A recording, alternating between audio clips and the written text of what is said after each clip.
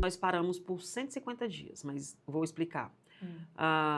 O engraçado é que na pandemia, enquanto as empresas estavam fechando, a gente estava abrindo. Então, a gente sempre sabe que a coleta domiciliar é um serviço essencial à população. Então, ela não pode parar. O que vai mudar é a dinâmica dependendo da situação. Então, a Senscop, o complexo, ele foi entregue para a gente em dezembro de 2020, já no finalzinho. Então, 2021, 2022, que foram os grandes desafios para conseguir lidar com essa situação. Por conta, né, do decreto do Distrito Federal, então as cooperativas elas foram suspensas das atividades, então a gente teve que se adaptar. Só que, tipo, várias profissões, as pessoas ficaram de home office, mas elas estavam recebendo, porque elas estavam trabalhando em casa. A reciclagem não tinha como trabalhar em casa, né? Então, e o resíduo também, ele não estava mais disponível. Na condição que ele chegava da coleta para a cooperativa, teria que criar um protocolo de proteção dos catadores para manusear aquele resíduo que, porventura, né, diante das informações da Anvisa, vinha contaminado com vírus. Né? E, assim, fazendo um recorte. Tanta coisa ruim que chega na coleta para a gente que o vírus da Covid ele entrou na fila, né? Sim. Ele entrou na fila. Então, catador tem uma imunidade incrível. E então a gente teve que criar primeiro. Ficamos 150 dias parados, no desespero, recorremos, e aí eu quero fazer um recorte também, a solidariedade das pessoas. Às vezes a gente acha que só existe gente ruim no mundo, e não, tem gente muito, muito humana, tem gente sensível ainda. Então, se não fosse a corrente do bem de várias pessoas e instituições na pandemia, de doar alimentos e produtos de proteção, de higiene, para os catadores, naquela época, que foram muitas, nós recebemos muitas doações. Então, assim, a gente recebia doações em dinheiro, a gente ia no supermercado, a gente fazia uma listinha do tipo de alimentos, produtos que a gente ia comprar para montar as cestas para entregar para os catadores, porque a gente queria entregar o melhor para eles. A gente não queria entregar alimento estragado para eles, a gente queria entregar o melhor. Então, eu cansei, eu estava grávida da Ariela, né, a Ariela minha G7, que é a última, e assim, eu ia com buchão, pegar cesta, na cidade 1, ir para a cidade 2, e levar para a igreja, para montar, com o apoio dos catadores que moravam naquela comunidade, montava as cestas e levava, né, marcava com a cooperativa, eram 20 cooperativas, cooperativa X, hoje é o dia de você levar suas cestas, e estava lá tudo montadinho, tudo bonitinho, para eles levarem. Então, foi um acolhimento e uma segurança que a gente teve nessa época, da segurança alimentar que a gente teve nessa época, que eu nunca vou esquecer. Então, muita gratidão pelas pessoas. Cara, as pessoas que doaram de R$5, as que doaram 18 mil, que foi o que a gente recebeu da CUFA. A gente fechou o mercado para fazer a compra para levar as cestas para os catadores da CUFA. Então, foi muito legal. Mas aí a gente não queria ficar só em casa recebendo os alimentos, porque a gente tinha as contas para pagar. As contas não pararam de chegar, né? A pandemia estava suspendendo muito serviço, mas da energia, o da água, eles não pararam de chegar, não. Então, a gente queria voltar a trabalhar, e como? Então, foi que a gente descobriu que em Goiânia, né, as cooperativas de Goiânia, elas conseguiram uma autorização de trabalho a partir de um plano de prevenção e segurança na cooperativa. A gente pegou esse plano, adaptou para a nossa cooperativa, o complexo, e a gente conseguiu a aprovação dele na Anvisa e no SLU, e aí depois de 150 dias a gente voltou a trabalhar. Com a cooperativa toda adaptada, tipo, os catadores chegavam, primeiro que eu achei massa, foi o EPI. Porque catador não gosta de usar EPI de jeito nenhum. Ele acha que aquilo não serve para nada. Então, na época da pandemia, cara, não precisa nem você implorar.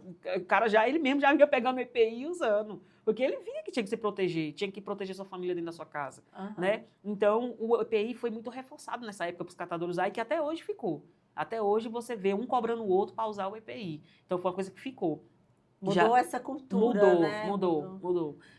Aí, então, tinha lá os lavatórios móveis. Então, os catadores, antes de chegar na cooperativa, tinham que ir lá lavar as mãos, botar álcool em gel. Sabe, coisa que não era, assim, a gente sabia que é coisa que tinha que ter, independente de pandemia ou não, tinha que ter. Mas a gente não tinha essa atenção. E aí, isso foi importante, porque eles mesmos começaram a pensar neles. Quando você chega na cooperativa, você está pensando no trabalho, na cooperativa, na entrega. Você não está pensando em você. Na época da pandemia, os catadores eles estavam pensando neles, querendo se cuidar, se proteger, preocupado com as notícias que tinham e tal. Então, foi muito bom ter voltado ao trabalho, adaptando. No começo foi bem chatinho, porque o resíduo, né, a disputa é para triar rápido, dentro das 6 horas, e produzir mais.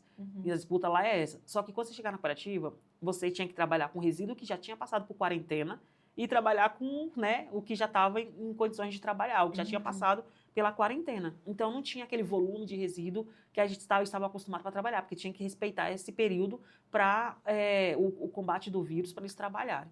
Então, teve isso e eu acho que foi isso. Tipo, a gente ficou muito... teve um impacto econômico bom, porque como muitas indústrias fecharam, a demanda aumentou a demanda e a oferta para as cooperativas. Então, lá na época, a gente viu que não tinha sistema, era tudo Excel na Senticop, a comercialização em rede. Então, no Excel, você movimentar 13 mil toneladas de materiais recicláveis e movimentar 2 milhões por mês de receita, sabe? Isso é uma coisa de louco, você movimentar isso em Excel. E a gente viu a necessidade de comprar um sistema. Em 2021, a gente comprou o sistema, final de 2021, em 2022, a gente já começou a usar o sistema, o Sagicom. É um sistema que a gente se adaptou fácil, porque ele já é o sistema do mercado, né, das recicladoras. Então, o sistema ajudou a gente bastante, porque trouxe dados, a gente conseguiu ver os nossos dados, né, e trabalhar em cima deles. Então, a gente viu que o mercado estava pagando melhor através do sistema, não era nem através da venda. E aí, nossa, olha aqui, essa empresa está pagando tal. Então, a gente teve um ganho econômico na renda dos catadores na pandemia por conta do mercado. O que não realçou muito por conta do impacto no volume, porque tinha essa questão da quarentena. Mas o mercado, o preço melhorou bastante. E se não fosse a bitributação, vocês teriam feito uma receita ainda maior, teriam mais investimentos. Isso. E mais expansão do trabalho, não é isso? Teria para fazer investimentos. Hoje, acredito que as cooperativas teriam feito fundo de caixas, né, que é o que é previsto na nossa legislação cooperativista, e poderiam fazer investimento para os catadores, ou até segurar um período de oscilação de mercado. Mas, infelizmente, naquela época, por mais que a gente tinha notícias boas, né, do retorno do mercado, mas localmente a gente tinha um complexo, a gente tinha um Corsa. O nosso Corsa ele custava 20 mil por mês, que era a Senticop antes, quando estava no escritório no Ponic. E do nada não, 10 anos. Depois de 10 anos, estrutura isso, a gente ganha uma Ferrari, custando 300 mil por mês. Como que você tinha um Corsa pagando 20 mil e você, no outro dia seguinte, você tem que ter 300 mil para você bancar a Ferrari? Foi isso que aconteceu comigo na gestão da Senticop. A gente teve ganhou uma estrutura que, na verdade, você tem que bancar aquela estrutura, ela não tinha subsídio, né? Ali era todo um regimento, era regimentada por um acordo de cooperação técnica com a SEMI e com a SLU, que foram os responsáveis, são ainda os responsáveis de forma compartilhada da gestão ali com a Senticop, mas os custeios ali ficou tudo para a Senticop. E a nossa sorte é que, como o mercado reagiu, a gente conseguiu amenizar esse impacto na renda lá e na distribuição de renda geral dentro, tanto para as cooperativas como para a própria sustentabilidade da Senticop. Mas isso foi se acumulando, né? Ao longo de 2021, 2022, 2021, 2022 e 2023. E aí chegou uma época que colapsou. Não tinha nenhum real na conta para pagar nada, porque o mercado mudou depois que tudo foi voltando ao normal. Sim. E aí a gente foi cobrando, negociando, né, com a SLU para a SLU pagar o que estava previsto na CT, que era de responsabilidade dele, que era a conta consumo de energia, consumo de água, e tinha outras despesas, só que até hoje a gente não conseguiu ainda negociar, que é a questão, lá como a área tem 80 mil metros, são 3 galpões, né, 3 grandes centros, ali a segurança ela é caríssima. Então, a gente estava com 3 mil reais na conta, enquanto já tinha que arcar na semana seguinte com um contrato de uma empresa de segurança de 26 mil. Então, nosso capital de dinheiro foi 3 mil reais na conta da rede. Então, olha o desafio que a gente teve. E aí foi onde a gente se deparou com quanto que a gente pagava de imposto para vender material reciclável. Foi através do sistema e através dessa gestão da rede nesse período de pandemia. A gente viu que era 350 mil por ano que a gente tinha que pagar de imposto para poder vender material. É surreal, né, Aline? Em pensar que 350 mil, ele pode retornar para a cooperativa e para os cooperados com um investimento assim, em diversas áreas, né? Na área de educação, na área econômica, na área de aquisição de API, segurança, ampliação do espaço, sistemas. Então, realmente, isso é uma questão que ela precisa ser revista e revista urgente. A gente já tem um exemplo da União Europeia, que ela desbravou aí essa questão do Plano Nacional de Economia Circular. Se existe um exemplo, por que não seguir já os bons exemplos, aperfeiçoar, adequar a nossa realidade e trazer o que é melhor para a nossa população? Né? Principalmente para essa população de catadores que muito contribuem com a nossa economia. Sim.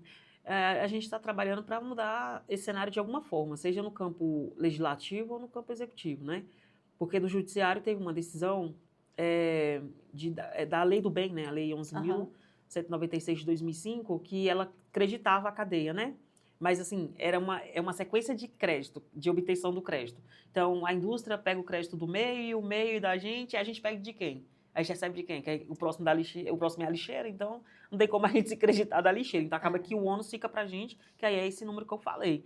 Então, hoje já existem vários projetos de leis, né, no âmbito do legislativo, para a gente conseguir reparar essa injustiça tributária não só para as cooperativas, mas para a cadeia que está sendo impactada com isso. Então, acredito que o impulsionar da economia circular, ele também vai trazer fazer essas correções, né?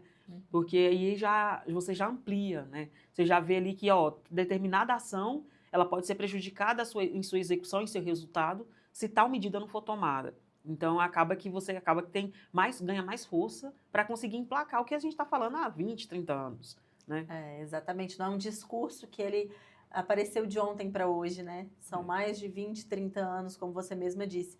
E aí eu observei na sua fala, quando você falou da questão da pandemia, o quanto o olhar da população de empatia, de amor, de solidariedade foi super importante para vocês nesse momento. E também o exemplo que vocês pegaram lá de Goiânia, de uma política pública que foi feita naquele momento e que foi crucial para que a Sindicop voltasse a funcionar. Sim, essa intercooperação ela é muito importante. É preciso, a gente tem que trabalhar realmente as políticas públicas a nível federal, estadual e municipal, mas que todos esses três, em algum momento, eles caminhem juntos e tenham o mesmo olhar, né, a mesma visão. Afinal de contas, o mesmo catador que trabalha em Brasília, ele tem como objetivo de trabalho, como mote de trabalho, aquele que está lá no município pequenininho, de 15 mil habitantes, de 30 mil habitantes. Vocês trabalham aqui para milhões de pessoas lá, eles estão trabalhando para 200 mil, 300 mil, 50 mil pessoas, mas é o mesmo trabalho, né? Sim. A finalidade é a mesma, a cadeia é a mesma, é um ecossistema gigantesco que só contribui. Sim. O impacto que um catador que trabalha numa grande capital, o catador que trabalha lá no município de 5 mil habitantes, 10 mil habitantes, ele vai ter o mesmo. E para ele vai ser bem maior do que o que está na grande capital. Porque o da grande capital vai ter mais acesso a recursos, vai ter mais possibilidades. E ele lá não. O desafio lá no município menorzinho é ainda maior, né, para esse catador. Ele tem que trabalhar, às vezes, horas a mais para conseguir o mínimo subsistencial. E continuar ainda na informalidade. Porque o grande objetivo é a gente conseguir, apesar de ter esse reconhecimento legal, né, na CBO, o grande objetivo é a gente conseguir formalizar a cadeia como um todo, a categoria, né?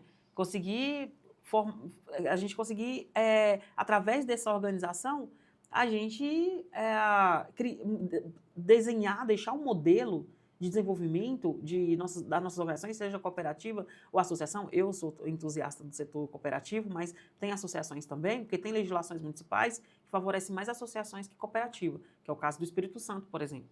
Então, a gente não pode só jogar para nosso campo da cooperativa, mas que a gente consiga emplacar na sociedade e nas esferas de poder um modelo de desenvolvimento social e econômico que tem resultado para ambas as partes.